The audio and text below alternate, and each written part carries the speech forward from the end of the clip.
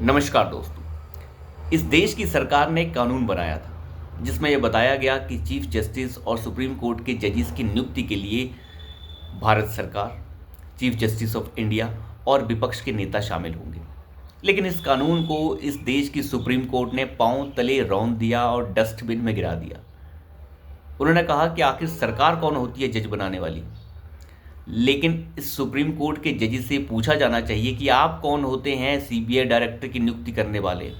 जब इस देश का संविधान ही आपको ये इजाज़त नहीं देता तो आपने ये कैसे किया। आप कौन होते हैं चीफ इलेक्शन कमिश्नर की नियुक्ति करने वाले। तो ये सभी सवाल सुप्रीम कोर्ट से पूछे जाने चाहिए। सुप्रीम कोर्ट जिस तरीके से विधायिका की पावर्स के अंदर इंटरफेयर करना शुरू कर चुका है, ये सवाल सुप्रीम कोर्ट से अनिवार्य हो चुके हैं। सुप्रीम कोर्ट से पूछा जाना चाहिए कि जजेस की नियुक्ति के लिए कौन सा एग्ज़ाम है। कोई एग्ज़ाम नहीं है। एक ही एग्ज़ाम है कि आप मामा, भांजे, भतीजे या अंकल होने चाहिए किसी जज के, तो आप जज बन जाएंगे। अगर आपका बाप जज है तो आपका बेटा भी जज हो जाएगा। कोई फ़र्क नहीं पड़ता कि वो काबिल है या नहीं है, ये हम देख चुके हैं। तो सुप्रीम कोर्ट से आखिर ये सवाल कि जिस देश की जनता ने चुनी हुई सरकार को भेजा है, उसके बनाए हुए कानून को आप पांव तले रौंद दें, ये अधिकार आपको नहीं है। आपके पास केवल एक अधिकार है कि उस बनाए हुए कानून की कानूनी वैधता को जांचना, ना कि उस कानून को पलट देना और उस कानून के ऊपर अपना कानून बना देना। तो सुप्रीम कोर्ट से ये जवाब लेना बड़ा आवश्यक है। कब लिया जाएगा ये जवाब? याद कीजिए, इलेक्टोरल बॉन्ड्स के ऊपर सुप्रीम कोर्ट कितना ज्ञान दे रहा था कि इलेक्टोरल बॉन्ड्स के जरिए पता नहीं कहाँ कहाँ से देश की विभिन्न पार्टियों को पैसा मिल रहा है। तो सुप्रीम कोर्ट के जज से ये पूछा जाना चाहिए कि अगर मान लीजिए इलेक्टोरल बॉन्ड्स नहीं है, हालांकि इलेक्टोरल बॉन्ड से कम ये तो पता चलता है कि पैसा कहाँ से और कितना आ रहा है, तो आप ये बताइए अब पैसा कैसे आएगा। तो सुप्रीम कोर्ट को साथ में ये भी बताना चाहिए कि पैसा कैश से ले लीजिए। अब पैसा कैश से आ रहा है और पता नहीं कहाँ कहाँ से आ रहा है, कुछ पता नहीं। इलेक्टोरल बॉन्ड्स बंद। तो सुप्रीम कोर्ट इन चीज़ों का जवाब कब देगा? पॉलिटिकल पार्टियां तो अब भी पैसा ले रही हैं। वो कैसे ले रही हैं? कैश से ले रही होंगी, गैर कानूनी तरीकों से ले रही होंगी। अब सुप्रीम कोर्ट कहाँ मर गया है? क्या सुप्रीम कोर्ट को लकवा मार गया है? जब आज तक इस देश की सरकारें, इस देश की जितनी भी सरकारें हैं, वो चीफ जस्टिस को चुना करती थी। 1990 के बाद आपने ये अपने हाथ में ले लिया।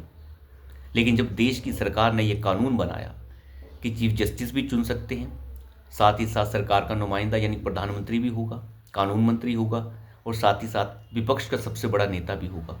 इस कानून को इस देश की संसद ने दोनों सदनों से सर्वसम्मति से पास कराया, उसे आपने पांव तले रोक दिया।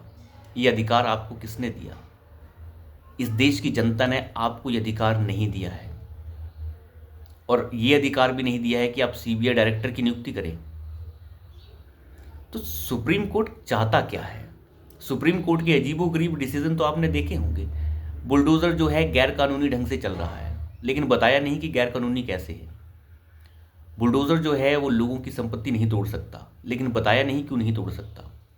अब सुप्रीम कोर्ट अवैध नालियां कौन तोड़ेगा, अवैध घर कौन गिराएगा, ये भी देखेगा।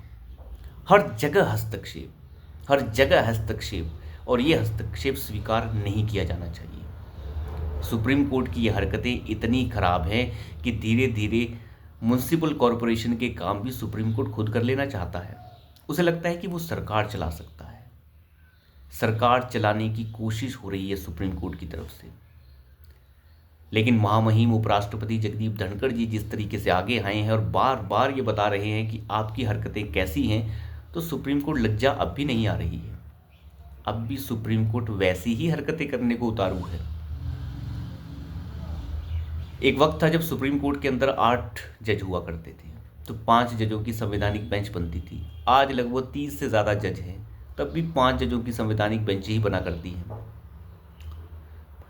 तो सुप्रीम कोर्ट से पूछा जाना चाहिए कि आप विधायिका की पावर्स के अंदर इंटरफेयर क्यों कर रहे हैं? आखिर होते कौन है आप ये इंटरफेयर करने वाले? इस देश की जनता ने सुप्रीम कोर्ट को नहीं चुना है। आपको केवल कानूनों की संवैधानिक वैधता को जांचने के लिए चुना गया है। लेकिन आप संविधान को तार तार कर रहे हैं। भीमराव अंबेडकर जी से जब पूछा गया था कि आप बताइए कि वीटो पावर प्रधानमंत्री के पास हो या चीफ जस्टिस के पास। उन्होंने सख्त लहजे से इनकार किया था कि चीफ जस्टिस को वीटो पावर नहीं दी जा सकती, क्योंकि चीफ जस्टिस बिल्कुल पाक साफ होंगे। इसका क्या सबूत है?